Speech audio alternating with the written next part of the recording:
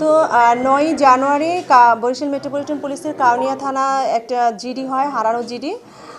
আমাদের এখানে সাদিয়া আক্তার তানহা ১৩ বছর বয়সী, সে হারিয়ে যায় মর্মে। তার মা জান্নাত বেগম শায়েস্তাবাদ এলাকা হতে হারিয়ে যায় মর্মে একটি নিখোঁজ জিডি করেন। তো আমরা এই জিডি তদন্ত করতে গিয়ে গত ১৫ তারিখ কোতোয়ালি থানাধীন দপ্তরখানা এলাকা থেকে ভাড়াটিয়া বাসার দ্বিতীয় তলা থেকে একটা ফ্যামিলির কাছ থেকে তাকে উদ্ধার করা হয়। তো তাকে উদ্ধার করার পর তার কাছ থেকে চাঞ্চল্যকর তথ্য বেরিয়ে আসে যে যাদের কাছে উনি ছিলেন, ভিকটিম ছিল, তারা হচ্ছে কোনো আত্মীয় স্বজন না, তারা একটা মানব পাচার চক্র।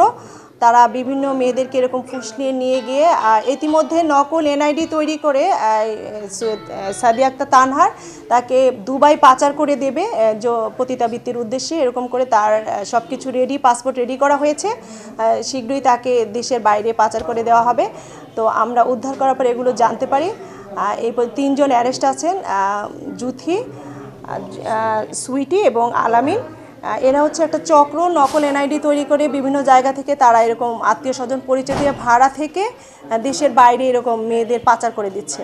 তো তাদের এই সংক্রান্তে কাউনিয়া থানায় মানব পাচার আইনে মামলা হয়েছে এবং প্রাথমিকভাবে তারা ঘটনার সত্যতা স্বীকার করেছেন আর তাদের বিরুদ্ধে আইনানুগ ব্যবস্থা প্রক্রিয়াধীন। চক্রটা হচ্ছে আমরা যাচাবাচি করতেছি, তাদের দেওয়া তথ্য এবং ঠিকানা অনুযায়ী আমরা বুঝতেছি যে সারা বাংলাদেশে তারা এরকম করে থাকে। এটা একটা বিশাল চক্র, এ ব্যাপারে আমরা তদন্ত করতেছি, আমাদের কার্যক্রম প্রক্রিয়াধীন আছে। আমরা একটা চক্র, এর সাথে আরও অনেকেই জড়িত।